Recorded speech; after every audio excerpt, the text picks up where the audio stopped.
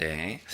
저는 어렸을 때부터 모태신앙이었지만 그 반복되는 제한에 넘지 못하는 산이 하나 있었습니다. 뭐냐면 교회를 제가 또 어렸을 때 다녔던 교회가 있고 사역자가 되어서 또 다른 여러 교회들을 한 군데만 사역한 게 아니라 이제 몇 군데의 교회들 사역하고 또 저희 아버님은 이제 8개의 교회를 또 개척하시고 그래서 이제 많은 교회를 경험을 했죠. 근데 또 신학교 와서 또 많은 성경 공부라든지 또 이 시대에 사용받는 귀한 교회들을 일부러 탐방을 다니기도 했고 하여튼 그 신앙의 정도를 알고 싶어서 정말 찾아다니던 삶을 많이 열심히 해보려고 했습니다. 근데 반복되는 저의 그 물음은 무엇이었냐면 보혈의 은혜와 주의 대속의 사랑은 정말 은혜 가운데 깨달아지고 또 그것이 얼마나 값진 은혜인가, 내가 얼마나 주의 보혈의 사랑으로 인하여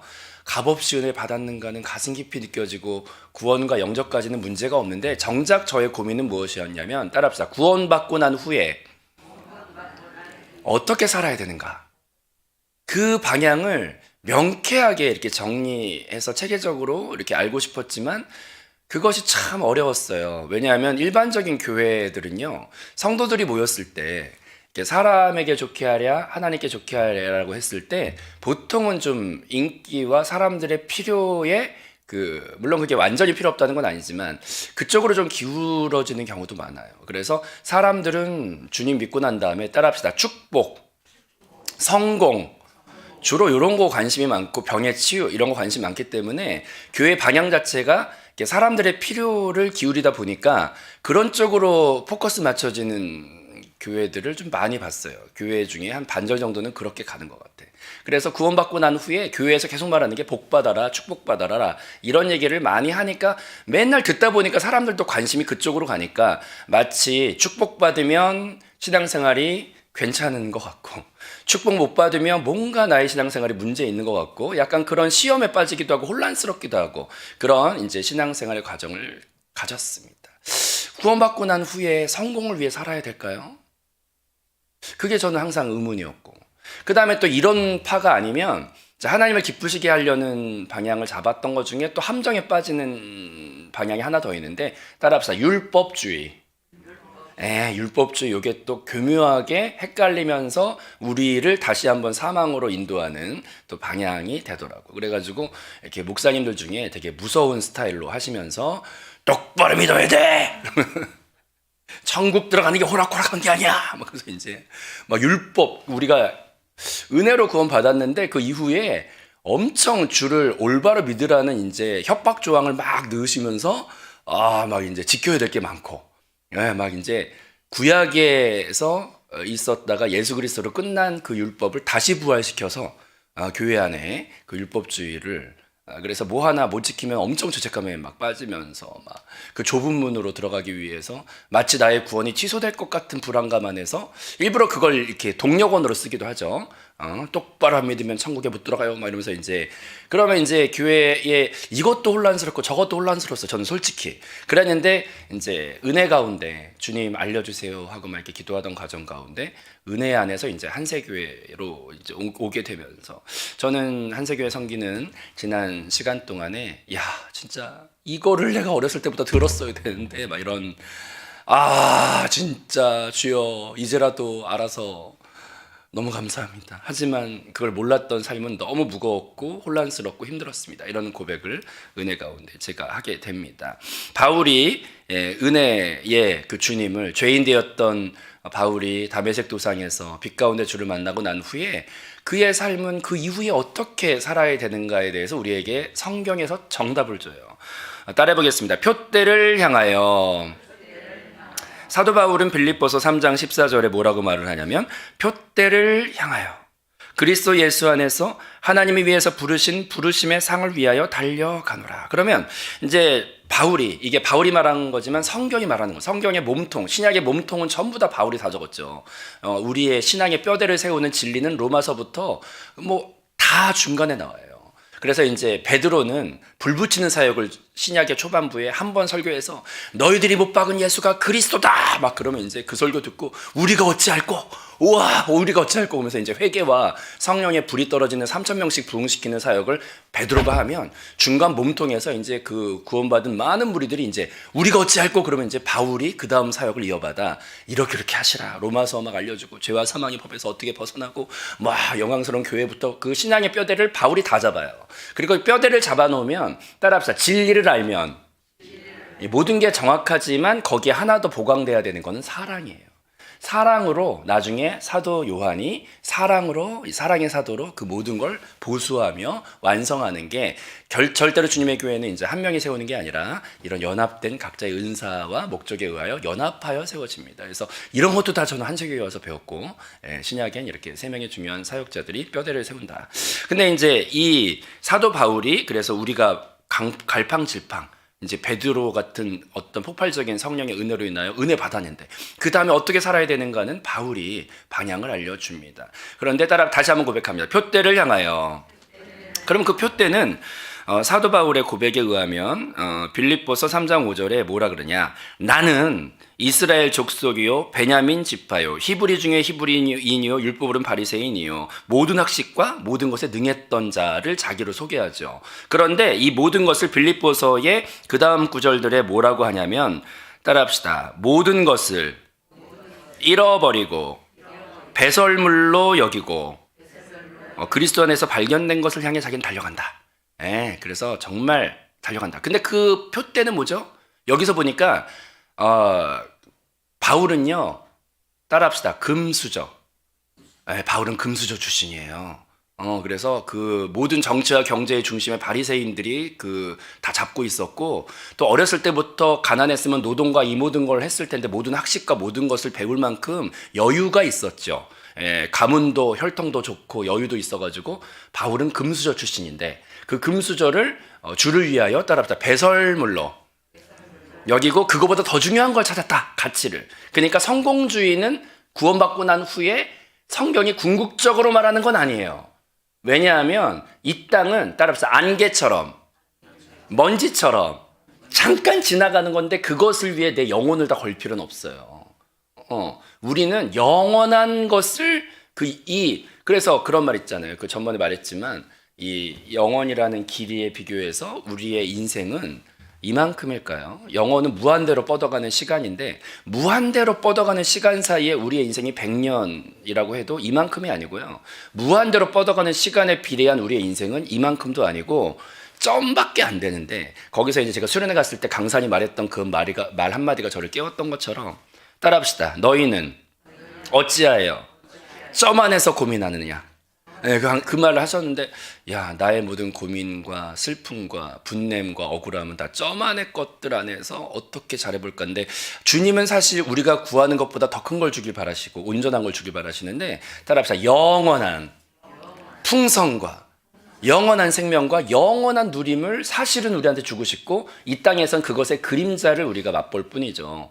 근데 이제 그것의 그림자에 목숨을 걸기보다 주님은 영혼의 잘됨을 먼저 항상 우리한테 말하시고 그것을 통하여 그 이후에 교회를 세우기 위한 어떤 것들 안에서 또 물질의 풍성도 뒤따라오길 바라시는 것이 바뀌지 않는 순서라는 걸 먼저 깨달아야 할 줄로 믿습니다.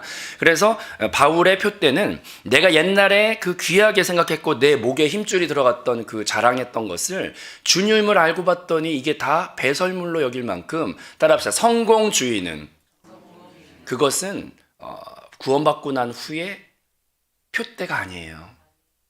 그것은 성경이 말하는 표대가 아니에요. 그것은 상징으로서의 풍성인 거지 그것 자체가 내 인생에 그래서 출세하려고 교회 다니는 건 뭐가 잘못됐어요. 성경이 말하는 뜻은 아니에요. 그 다음에 두 번째로 율법에 대하여서도 뭐라고 말을 하냐면 만일 의롭게 되는 것이 율법으로 말미암으면 그리스도께서 헛되이 죽으셨느니라. 우리가 구원받고 난 후에 율법주의로 다시 돌아가는 것은 예수의 죽음을 헛되게 만드는 일이다. 그리고 다른 성경에 보면은 사도 바울은 율법으로 돌아가려는 자들을 향하여 따라합시다. 개들을 주의하라. 이 말은 저희 담임 목사님이 해주셨어요. 갑자기 식사하시다. 우리 목사님은 이제 머리끝부터 발끝까지 다 주의 나라와 교회 이런 생각이 충만해요. 충만한 게 입으로 나오니까 밥 먹다가 맨날 그런 얘기 우리한테 하시는데 야 세상에 사도 바울은 율법으로 돌아가는 자들에 대해서 개라고 그랬어. 그러면서 이제 어머나 세상에, 이게 욕한 거 아니야, 욕한 거. 근데 얼마나 의분이 가득 찼으면 그래. 따라합시다. 은혜로 받은 구원. 그런 그 이후에 다시 율법으로 돌아가는 게 주의 복음을 다시 주기는, 이게 제 말이 아니라 양근철 목사님 말이 아니라 성경에 개들을 주의하라. 개들을 주의하래요. 나는 개인가? 난 율법으로 돌아가는 게 주의 뜻이 아니에요. 그리고 요한계시록에도 보면은 빌라델비아 교회를 향해서 많은 핍박을 당하고 할 때 거기 유대교 그 출신들이 다시 율법으로 돌아가 제사 음식 먹고 하여튼 그런 안 된다부터 해가지고 여러 가지 이제 태클을 걸어올 때 그때 요한계시록에도 뭐라고 그 율법으로 돌아가려는 조짐에 대해 성경에 밝히 말을 하냐? 따라합시다. 사단의 회당이라. 그들은 사단의 회당이라. 그래서 은혜로 구원받고 난 후에 율법주의로 돌아가는 것도 표대가 아닙니다. 그러면 우리가 은혜 받고 난 후에 우리 인생의 표대는 무엇을 삼아야 되는가? 바울의 삶과 성경 전체를 보면 그 목적이 나와 있는데, 창세기, 항상 책이 어려울 때 시험 기간에 특히 이제 짧은 시간에 공부할 시간 없는데 이 책을 빨리 파악하려면 어떻게 하면 되는지 아세요? 따라합시다. 서론을 읽어보고 결론을 읽어보고 목차를 봐라. 그럼 이제 이 책의 의도는 그 짧은 시간에 다 읽을 수 없을 때 이게 최소한 뭘 말하는지 주제에 딱 도달할 수가 있는데, 성경의 서론은 창세기, 성경의 결론은 요한계시록, 그리고 흘러가는 맥을 보면은 이제 나오는데, 그 창세기 말씀에 보면 갈빗대로 여자를 만드시고 그 아담에게 이끌어 오시니 그러므로 남자가 부모를 떠나 그 아내와 따라합시다. 합하여 둘이 한 몸을 이룰지어다. 그래서 이제 창세기에서는 서론적인 의미로서 아담에게 이제 신부를 만드사 그 앞에 따라 그 앞에 이끌어 오시고 그 앞에 세우시고, 참 이게 근데 저는 성경을 성령님이 적었다는 걸 부인할 수가 없는 게, 창세기에 이렇게 이제 표현이 되어 있는데 궁극적으로 요 서론은 요한계시록에 어떻게 완성이 되냐면, 따라합시다. 그리스도의 신부로 교회를 세우사. 그리고 이제 그 요한계시록에 새 예루살렘이 내려오는 것을 보니까 신부가 신랑을 위하여 곧게 단장한 것 같더라. 그래서 성경은 서론과 결론을 읽어보면 주를 떠났던 어떤 개체가 다시 이렇게 뭐랄까 그리스도의 신부로서 연합하는 혼인잔치로 끝난다는 걸 성경은 말해주고, 그 다음에 그 중간에 몸통을 보면 에베소서에 영광스러운 주의 교회를 세우사, 그래서 결국 뭐라 하려고 그러시냐면 흠과 티가 없게 하시고, 그래서 에베소서는 보통 5월에 가정의 달에 설교를 많이 하시는 게, 남편들아 아내 사랑하기를 자기 자신같이 하고, 아내는 또 남편을 교회가 그리스도를 섬기듯이 그렇게 순종하라, 이런 게 나오니까 이제 이 뜻의 깊이를 알지 못하는 분들은 가정의 달에 그냥 요 설교를 쓰시지만, 이것의 원래 뜻은 무엇이냐면 그리스도와 신부된 교회와의 관계를 설명하는 게 에베소서예요. 그래서 이제 중간에 보면 이 목적은 무엇이냐면, 결론적으로 이 신앙생활과 이 모든 역사는 무엇을 위해 가냐면 그리스도의 신부로서 완전한 연합을 이루는 것을 향해 줄기가 그렇게 간다는 거. 그래서 중요한 게 뭐냐? 따라합시다. 영광스러운 주님의 교회로 완성되는 것. 그게 신앙의 정확한 정도예요. 정도. 영광스러운 교회로 세워지는 거. 그래서 사도 바울은 무엇을 위해 그렇게 열심히 달려갔냐? 주의 영광스러운 교회를 세우기 위하여 밤낮 수고하며, 직업이 풀타임 사역자가 아니라 바울은 직업이 있었죠. 그래서 이런 얘기 하니까 저희 교회 윤용식 장로님이 제일 좋아해요. 왜냐하면은 바울의 직업은 건축업이었어요. 장막을 그때 당시에 이제 장막 깁고 막 이런 거 많이 했더니 윤용식 장로님이 로마서 공과를 하다가 아우 바울 형님이 나랑 같은 직종이시네. 그래서 아무튼 모르겠어. 근데 뭐냐면은 풀타임 사역자가 아니야 바울이. 근데 직업이 있어. 근데 따라합시다. 직업은 있지만 표대와 목적은 분명해야 되는 거예요. 그래서 이게 헷갈리면 신앙생활을 직업을 위해 하는 분들이 있어. 직업 잘 되게 하려고. 하지만 이거는 서브예요. 근데 직업은 있지만 우리의 표대는 정확해. 인생과 신앙의 목적은 분명해야죠. 근데 그것은 교육을 받아야 돼. 성경의 진리로 인도를 받아. 그래서 제가 또 간증 중에 은혜 받은 게 이영표 씨의 간증은, 이영표 씨의 직업은 뭐죠? 축구죠. 근데 이영표 씨는 틈만 나면 골 넣으면 기도하고 골 넣으면 이걸 까면 여기에 지저스라고 써 있어요. 그러면서 그분 이제 그 짧은 간증 영상에 그분을 성경 교육하신 분이 맨날 가르치는 게, 너는 직업은 있지만 너 인생의 목적은 주님의 뜻과 목적을 위해서 가야 된다. 예. 목적과 직업은 우선순위를 잘 정하셔야 돼요. 내 인생의 영원한 것을 위한 목적이 있는 것이고, 이 땅에 점밖에 안 되는 세상을 살기 위해 잠깐 서브로 필요한 게 직업입니다. 그래서 따라합시다. 인생의 목적, 신앙의 목적, 영원한 목적. 그 다음 직업은 이 땅의 영혼을 위해 갈 때 잠깐 우리가 일용할 양식을 위해서 필요한 거죠. 근데 그것조차도 주의 영광을 위해 하라고. 사탄이 이걸 바꿔놓거든요, 우선순위를. 그래서 잡아먹죠. 그래서 우선순위 정확하게 잡아요. 우선순위는 성경에서 알려주는 게 결국 뭐냐면 영광, 주의 신부로 준비되는 거예요. 주의 신부로 준비되는 것을 성경에서 뭐라고 말을 하냐? 개인적인 신부가 아니라 단체적인 신부를 성경에서 뭐라고 말하냐? 영광스러운 주의 교회라고 하는 거예요.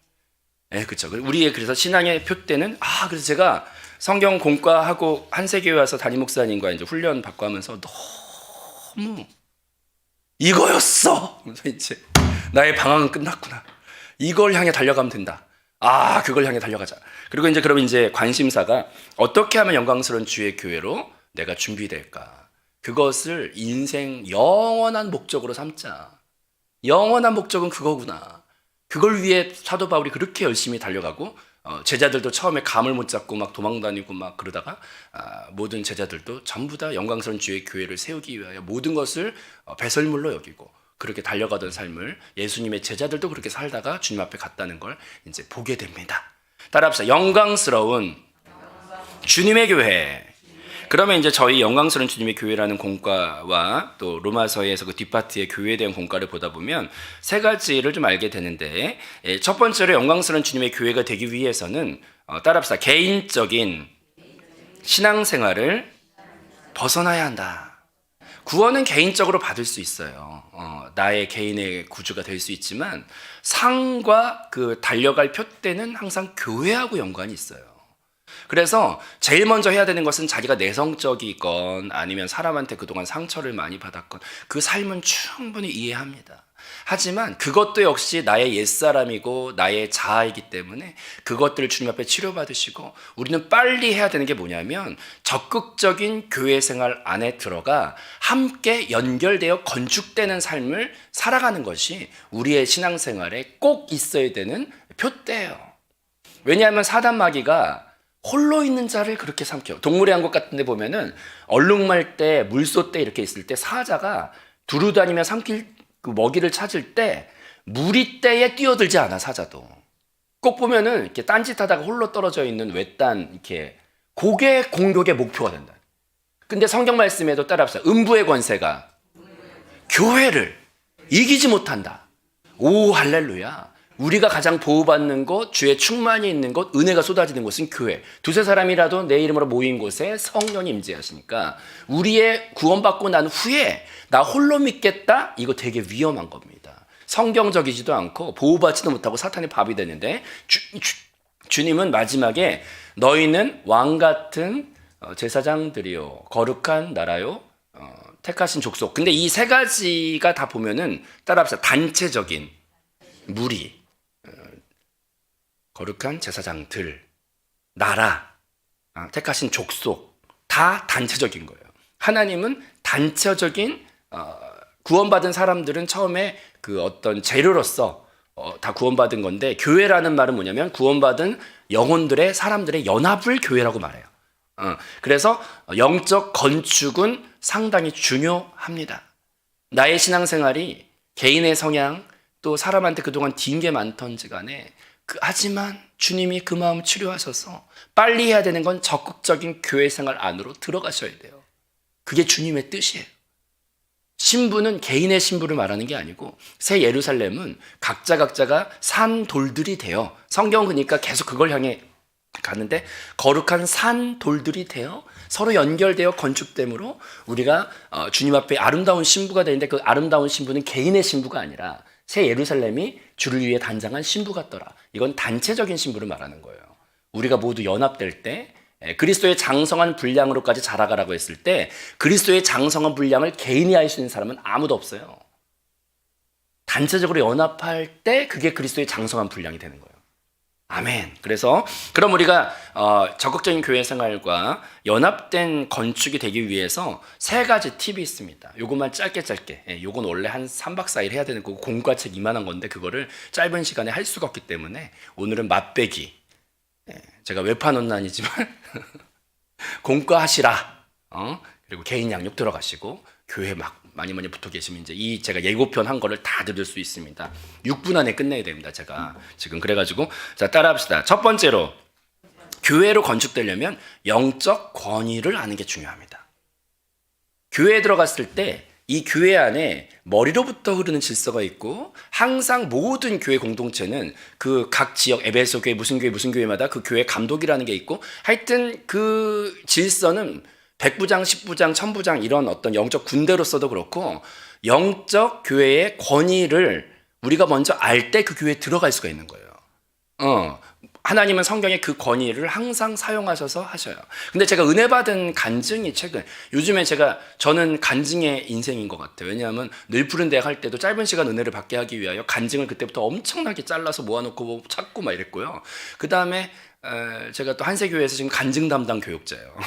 근데 하여튼 간증을 계속 틈만 나면 들어요. 간증이 또 말씀 이외에 생명을 나타내는 좋은 또 도구거든요. 근데 그 어떤 서울구치소에 있던 어떤 장로님이 간증해 주셨는데 내가 진짜 울다가 웃다가 막 그랬는데요. 그 장로님이 하는 사역 중에 중요한 사역이 구치소에 있으면 이제 죄수들이 들어오는데 어쩌다가 이제 목사님들이 들어올 때가 있대요. 근데 목사님들이 구치소에 들어오시는 거는 대부분 어떤 거냐면 그 과도한 사역을 하다가 새벽에 개척교회 이런 데서 이제 일이 너무 개척교회 목사님들이 일이 너무 많죠. 그럼 피곤하고 이럴 때 이제 차량 운행하다가 밤거리에 이렇게 못 보고 우회전 틀다가 검정 옷 입고 이런 사람들 보면은 어쩌다가 이제 접촉사고 같은 게 날 때가 있고 칠 때가 있고 이러면은 그게 이제 개척교회에서 돈도 없고 하니까 합의도 안 되고 여러 가지 했을 때 들어오시는 경우가 있대요. 그러면 이제 그런 거 있을 때 장로님 그 교독 거기 장이신데 그분이 그런 목사님들 오시면은 처음에 막 놀랐다가 이제 사정을 듣고 나니까 그분들을 어떻게 여기 잠깐 합의되고 할 동안 머물러 계실 동안에 이제 이분들을 도울까 해가지고 하는 행동이 있대요. 이제 거기 가면 이제 감방 같은데 이렇게 머물러 있는 풀려나기 전까지 있으면 거기에 이제 9명, 11명 이렇게 같이 있으면 일부러 거기에 가가지고 목사님, 아우 정말 불편함 없으시냐. 이제 거기서 교도장은 제일 끝발이 높은 사람이니까 가가지고 목사님도 이런 인생이 참 당황스럽고 막 이런데 거기 있는 목사님한테 가가지고 감옥에 갇혀있는 죄인 신분인 목사님한테 가서 일부러 다 거기 감방 보고 있는 사람들한테 일부러 목사님 뭐 이렇게 깍듯하게 하면서 이렇게 머리를 들이밀고 목사님 안수기도 해주세요. 그러면 철장 사이로 목사님이 이러지 마시라고 막. 목사님도 지금 약간 쫄려 있는 상태고 막 이런데 머리를 들이밀고 목사님께서 기도해 주시라. 기도를 막 해. 그러면은 그때 받는 기도가 평생 어떤 목사님한테 받는 기도보다 눈물에 끓어오르는 막 감격의 기도를 받는데 그러면 그럼 자기는 그래서 목사님들이 들어오시면 얼른 가서 머리를 들이민데 최고의 기도를 받을 수 있대. 막 기도를 받고 나면은 일부러 자기는 그렇게 하는데 그렇게 이제 하잖아요. 그러면 이제 그 감방에 있는 사람들이 이 감옥에서 제일 끝발 높은 사람이 머리를 들이밀고 안수기도를 받으니까 그 다음부터 그 목사님한테 함부로 하지 못하고 끝까지 잘해드린대. 근데 자기는 그렇게 맨날 했더니 요즘에 그분이 정말로 이렇게 하나님이 정말 귀하게 사용하시고 어떤 부흥 강사님들보다도 진짜 많은 간증 집회 다니시고 최근까지도 건강과 모든 걸 귀하게 하면서 자기는 왜 이렇게 자기 인생이 이렇게 귀하게 사용받나 아무리 생각을 해봐도 하나님이 성경 구절 하나 주셨는데 성경에서 나오는 제사장 중에 제일 둔탁하고 제일 타락까지는 하여튼 제일 느슨하고 나이 들고 안 좋게 나오는 게 이제 사무엘 시대의 엘리 제사장인데 근데 엘리 제사장이 그렇게 아무리 둔감하고 타락한 것 같고 한다라고 할지라도 그 한나가 기도할 때 술 취했다고 잘못 판단할 정도로 그런 둔감함이 있다 할지라도 그래도 그 엘리가 하는 말이 너는 자녀를 낳을 것이고 이런 그 영적인 기름 부으심이 제사장을 통해 왔을 때 그것을 인정하고 그 권위에 순종했을 때 복은 한나와 한나 가정이 받는다고. 그걸 이제 장로님이 그걸 이제 레마로 받으면서 이게 내 눈에 볼 때 어떠한 건 그 판단의 문제는 내가 할 게 아니고 하나님께 하시는 거고 나는 일단 내가 저주의 종으로 사용받으면 안 되잖아요. 그러니까 아무리 예수님이 못 박히는 게 주님의 뜻이라 할지라도 가룟 유다처럼 사용받으면 그에게 유익이 없어요. 이거를 알고 따라합시다. 영적인 권위는 그 사람을 보고 하는 게 아니라 그 뒤에 계신 하나님을 보고 하는 거지. 저는 이제 시간만 많으면 제가 이전에 교회에서 경험했던 것도 간증한 게 되게 많은데 끝내야 돼. 그러니까 이제 첫 번째 따라합시다. 교회에 들어가려면 영적 권위를 알아야 한다. 그리고 두 번째로 해야 되는 건 따라합시다. 지체들과 건축돼야 한다. 그래서 성도들과 보면은 나랑 맞는 사람이 있고 안 맞는 사람이 있는데 교회에서 제일 안 좋게 나오는 게 당을 짓는 거. 그리고 나한테 마음 맞는 사람만 함께 하는 건데 교회는 홀로 하는 신앙생활이 아니라 건축되는 거예요. 근데 성경 공과 읽다 보면은 돌무대기와 건축이 나오는데 돌무대기는 같이 있는 것 같지만 진심으로 건축되어 있지 않기 때문에 밀면은 무너져요. 하나님은 돌무더기를 원하는 게 아니라 건축을 원하시죠. 예수님께서 12제자를 뽑으실 때 비슷한 성격 유형끼리 모아서 만들지 않으시고 베드로처럼 급한 파가 있고 우리 도마 선생님처럼 아주 늦게까지 막 못 믿겠다고 하고 베드로 먼저 튀어나갈 때 저쪽 경망스러운 거 하면서 이렇게 뒤에서 도마파는 좀 약간 신중한 파. 둘이서 공동체 생활 3년 동안 하면서 둘이 맞았겠어 안 맞았겠어? 죽도록 서로 싫어해. 도마 입장에선 경박하고 베드로 입장에서는 너무 답답해. 이런 걸 공동체로 붙여놓으시고 또 거기 보면은 그 세리 출신 매국노 세리 출신 동족들의 혈세를 뽑아먹는 세리 출신의 마태가 거기 들어있고 그 다음에 독립운동가인 독립운동가 출신 또 시몬이 있어요. 독립운동가와 매국노가 같이 붙어 있으면 공동체 생활이 되겠어 안 되겠어? 안 되죠. 근데 하나님 일부러 붙여놔.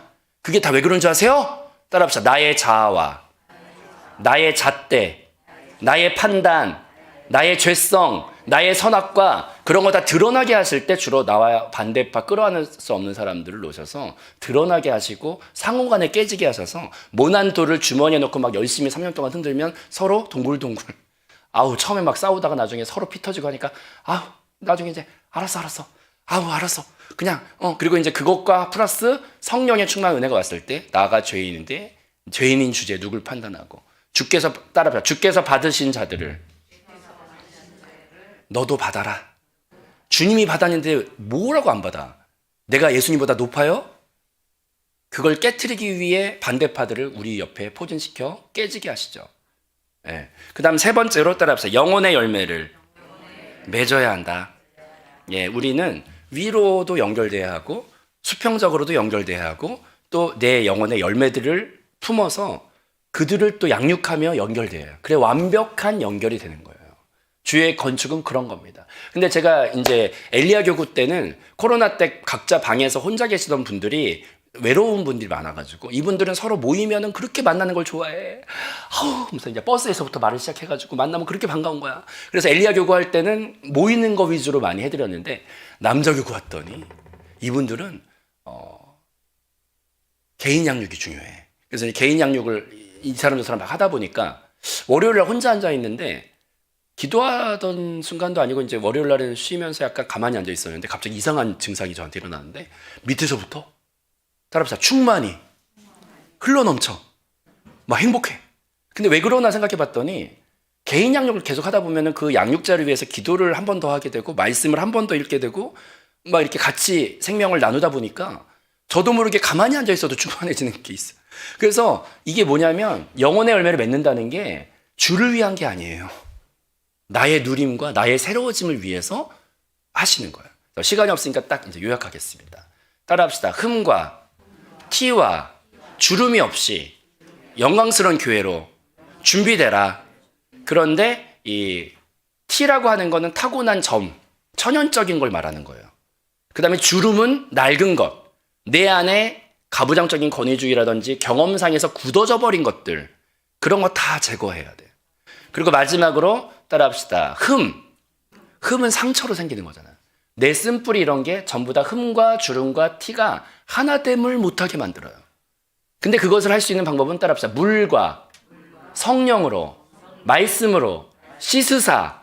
그걸 씻으면 교회 건축이 돼요. 그래서 오늘 말씀에 자기 앞에 티나 주름 잡힌 것이나 흠이 없게. 근데 그 앞구절은 물과 말씀으로 씻어. 오늘 하루 살아갈 때 우리의 표대는 물과 성령과 말씀과 사랑으로 씻어 교회를 건축하기 위하여 달려가는 저와 여러분의 표대가 되시기를 바랍니다. 기도하겠습니다. 하나님